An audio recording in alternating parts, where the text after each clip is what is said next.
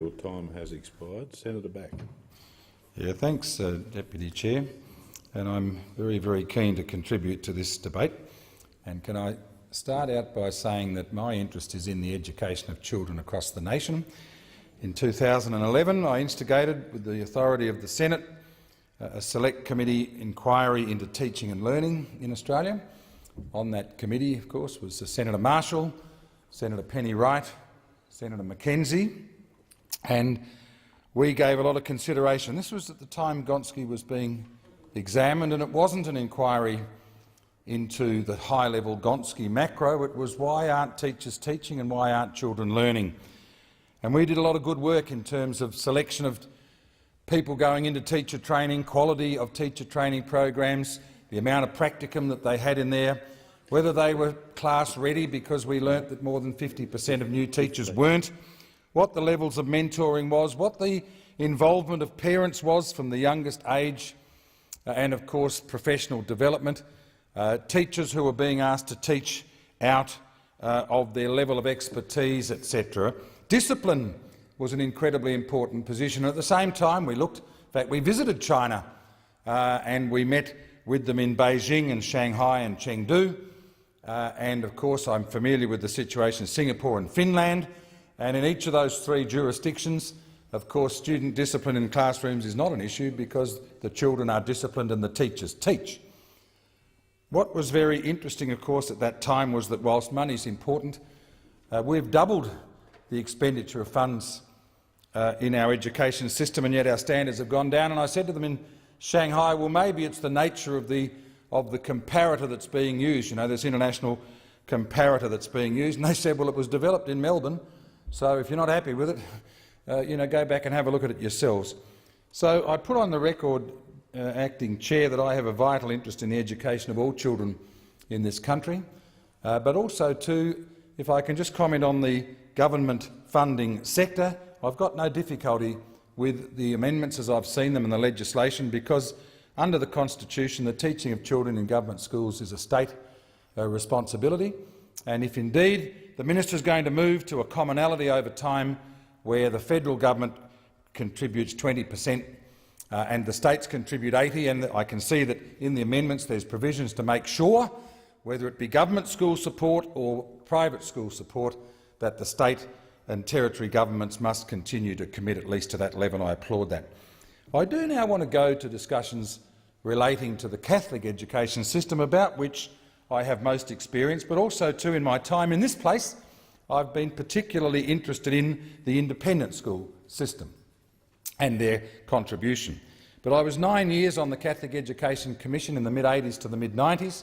I was on a country school board when this so-called concept of co-responsibility was first mooted, and of course from Bush, and I immediately thought, this is a grab by the rich city schools from against the country. And I then went to see the then head of Catholic education, Dr Peter Tannick, whose name will come up again in a few minutes, and Mr Mike Beach, and I jumped up and down and carried on to such a treat that they said to me, the only way to shut you up and to have you understand that co-responsibility is, in fact, about the wealthier schools supporting the poorer schools, is to put you on the commission, and then you yourself can be the overall auditor. So I became the parent member of the commission. I've even had somebody in email traffic to me the last couple of days saying that I've got a conflict of interest and I've been corrupt.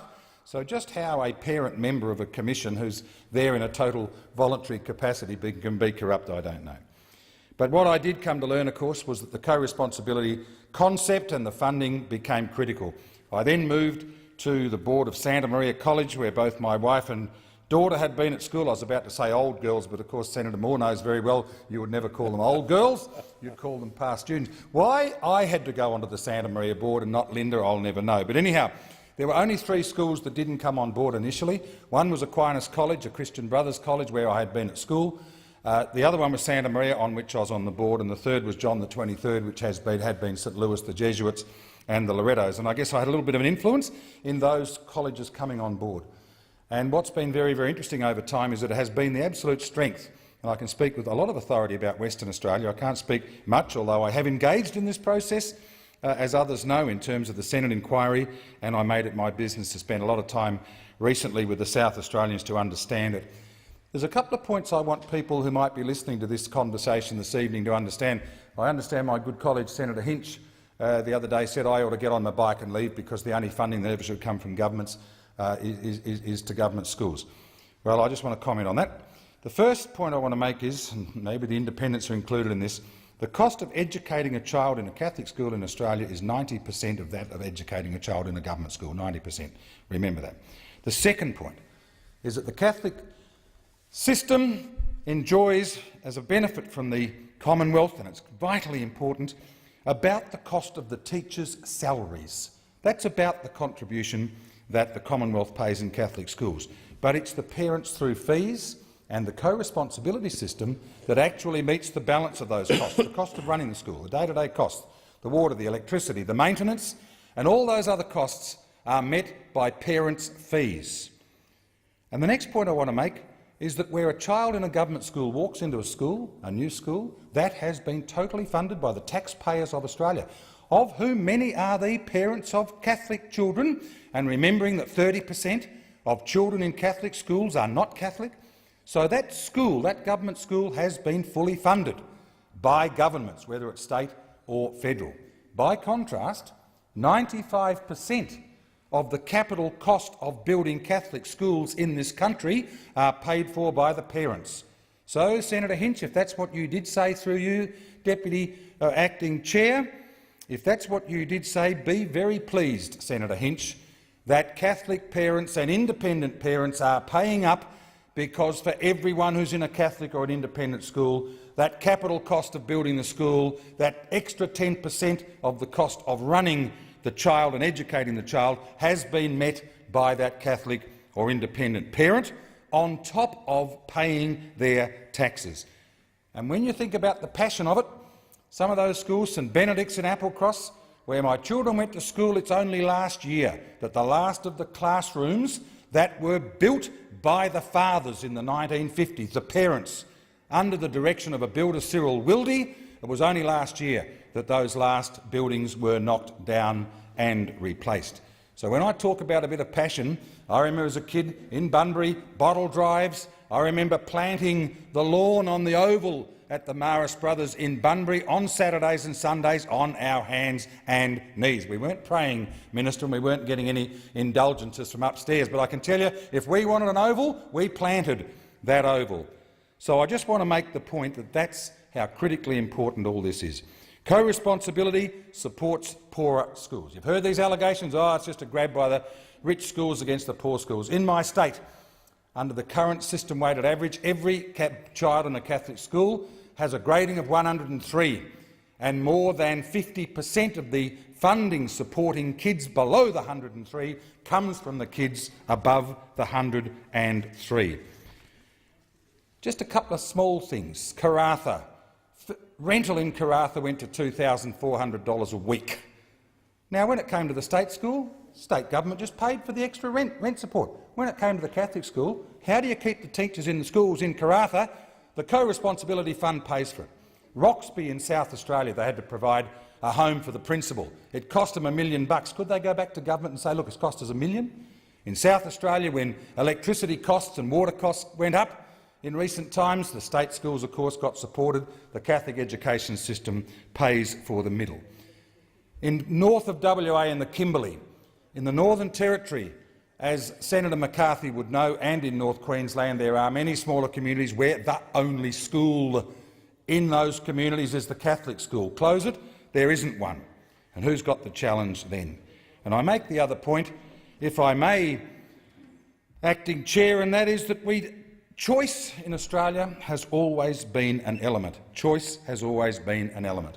One of the fears that I have, and has been put to me, is that the very essence of the Catholic school system in this country has been the education of poor children. Mary MacKillop, starting in Penola. The Mercies, who came to Fremantle in January 1846, and 20 days after they arrived, the stinking heat of a January summer heat coming out of Tipperary in Ireland, within 20 days they were not only opening a school for girls, but the first ever school for Aboriginal girls in Australia. That's the charism, that's the quality of the Catholic education system, and that's the one that's got to be preserved. And the last point I want to make before I go to specific questions, Minister, is transparency.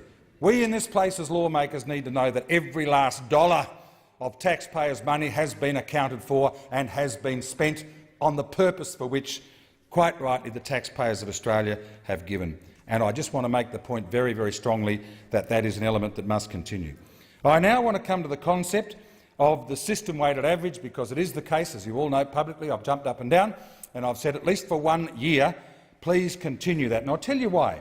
I will quote a letter from Dr Peter Tannick, head of Catholic Ed originally, then became Vice-Chancellor of Notre Dame and a very, very active member of Gonski. And this is what he said in a letter just the other day, and I will quote. He said that the government should ameliorate the concerns of Catholic systems and should reinstate the long-standing mechanism for Commonwealth funding of Catholic and other non-government systems, example Lutherans, and it should be based on the weighted average, the enrolment weighted average of all schools. And he refers to the original Gonski report of page 177, which was a recommendation, and he goes on to say this mechanism, this funding for mechanism, was strongly and unanimously endorsed by Gonski, and that should make it very acceptable. The second point, of course, is I understand it's Professor Farish who was asked to examine and create what is to be supposedly the new SES model, and even Farish has said it's not working. The Grattan Institute, as has been said earlier this evening, have also come out and said the same thing. That is the reason why I have pushed very, very hard for there to be a pause, for there to be a continuation of the system-weighted average for a 12-month period, including examining of the funding for students with disabilities, because that's a real area of concern right across the board, as the minister well knows. And during that time, maybe it might be led by Professor Farish. But I can imagine a situation in that review in which, chaired possibly by the person who was the original architect of the new SES model, with tax office people on board, with census and statistics people, representation of the systems, that they can have a good long hard look, and they can look at it based on capacity to pay. Now, whether that is the tax file numbers of the parents in the schools, and I'm sure with modern technology we can cross-match those. The simple fact is we know that if you don't earn $18,800 a year, you don't pay tax, so possibility of tax, examining it through tax returns might or might not work, but something or other that can be examined. And my questions now that I come to the minister, can you point, Minister, please, through you, Chair, to what you have in mind to allow that continuation of the system-weighted average, what you have in mind in terms of how that review will be undertaken, an undertaking from you that disability will be included in that particular process, and, of course, naturally, at the conclusion of that review, since I won't be here, I want to be absolutely sure that my colleagues across the chamber will be able to know what it was that the review panel determined, and if indeed it's one of your requirements that consensus be reached, well, send them all on a long drive to Darwin, because by the time they get there they will sure and hell have consensus. But I really do want to know what it is, what mechanism would be in place that should that review panel, whatever is the determination that they make and the recommendation they make to you as the minister, how that will find its way into our processes. And, of course, as quite rightly been asked by Senator Collins, is there some indicative costing, additional costing, that you believe would be required to actually give effect to this, so that there can be that level of satisfaction across systems, so that that is understood and we can go forward into 2018, because we can't leave it any longer, colleagues. Those who say, can we put this off till August, September, those of us who have been on school boards know that by now you've normally done your budgets. You know what your enrolments are for next year, you know whether there's going to be more teachers, less teachers. You're trying to work out what the fee structures are going to be. June is late enough. June is late enough. To delay that until August or September, those of us who know the systems, those of us who know how school boards run, would know that by coming back in September with some determinations is far too late for 2018. Everybody associated with budgeting is screaming now So they're the questions I want answered, and the minister knows that if I can be satisfied, of course I can support it. Thank